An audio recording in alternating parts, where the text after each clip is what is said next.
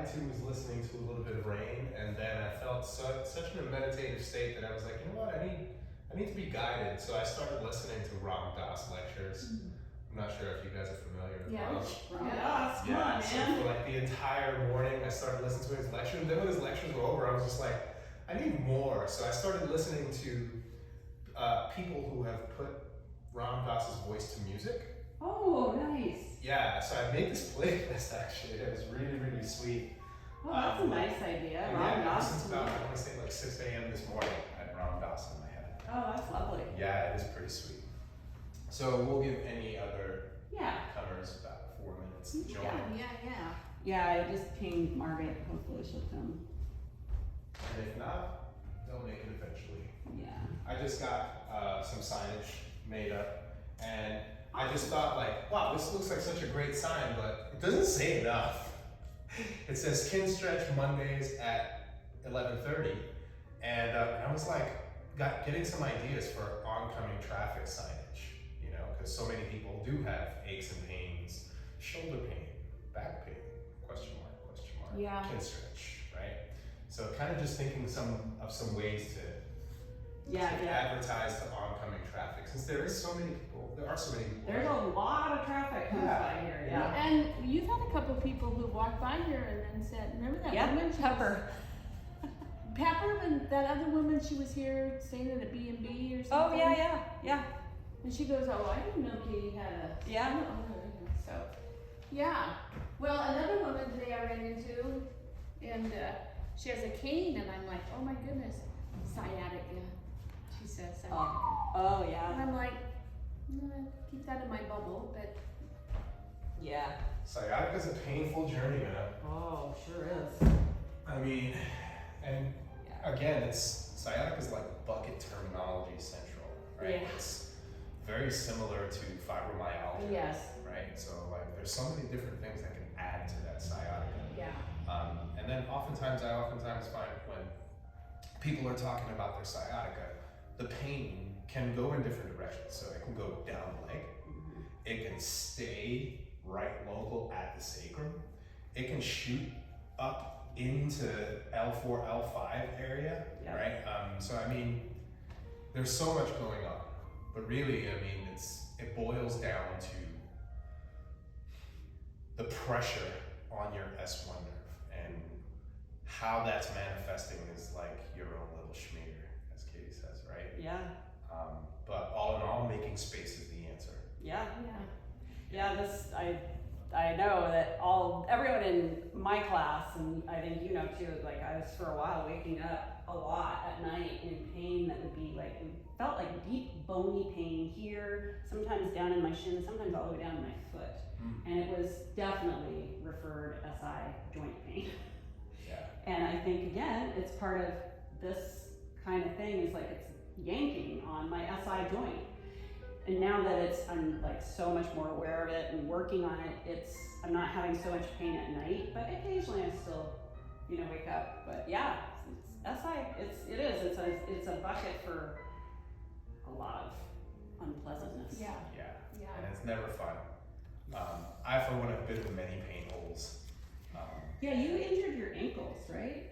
Oh man, I had many injuries to my ankles, and I think I told you guys I was in mixed martial arts. Shattered wrists, 2 herniated discs, supposed herniations, because when MRIs show bulging or herniation, well, herniation is very specific, but when MRIs show bulging, there's so many different things that can affect bulging. So I actually went to more than one doctor's visit for imaging just to get many different perspectives. Everyone agreed that my discs were herniated, but as far as the bulging, I noticed that one day I went to the doctor's office on the east side when it was raining, and my bulging discs were especially prominent.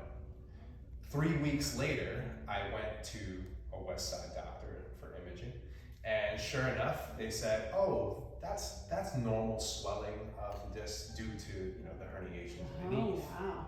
Yeah. And then, along my journey of that particular pain, I got a lot of different, people telling me I should do different things, right? Everyone told me that this would never heal, they're never gonna feel better, you're never gonna do this or that again. Some people said you need surgery, right? And then other people said you need saltwater injections. They also said steroid injections near the sites. One doctor even told me, you know, this could be helped with a laminectomy. You know, so I mean, and thank God I didn't listen to any of them because now my spine feels great. Yeah. I think they're really moving away from surgery because it's not working. Well, but yeah, the outcomes are very poor. One thing I know they're doing is stem cell Stem cells, injections. yeah. So a lot of That's- promising research. Yeah, that's interesting because it's like just putting some really good cells, healing cells, back Yeah. in there. You know. Yeah. I for one believe in like exploring as many answers as possible, right? And one of the things that I think helped me, and as silly and as bougie or frou-frou as this may sound, Dr. Joe Dispenza. Have you heard of him? Yep. So Dr. Joe Dispenza does a lot of research on the brain and how the brain actually has the ability to heal the rest of the body. Yeah, he had quite a story about his own body. Ooh, Yeah.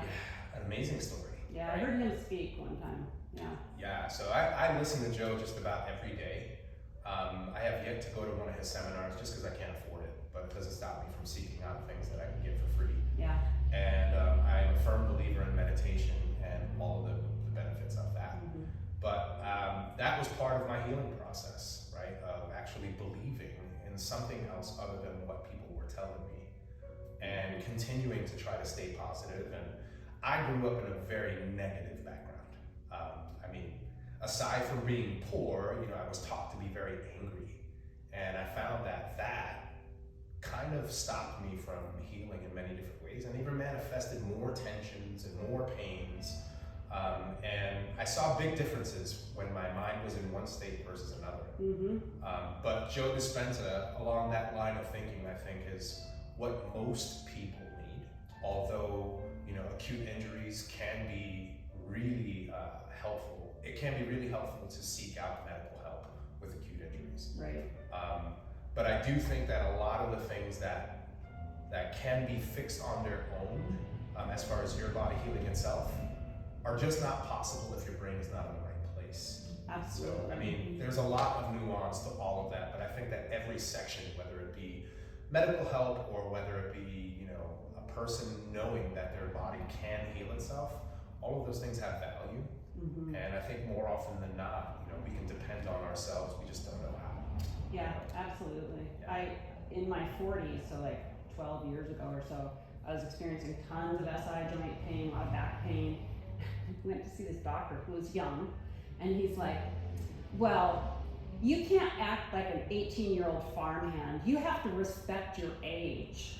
And you should be like not working so hard. Just work for an hour or two outside and then just like call it a day. Oh boy. Yeah. And I came away from that feeling like, are you kidding me? Like I'm aged out at 45 or something. Never going back to that doctor again. Exactly. It's like, wow, that's crappy advice. You wonder where he is today now that he's gotten a little experience under his belt and Right? a little age to think 40s, you know. Yeah. So recall old. date. Yeah. Well, maybe he's in the same place and just in as much pain as he thinks he should be in. Yeah, maybe. Right? Yeah, I don't know. I thought that was Anyway, pretty here's to healing ourselves. Yeah. Yeah, exactly.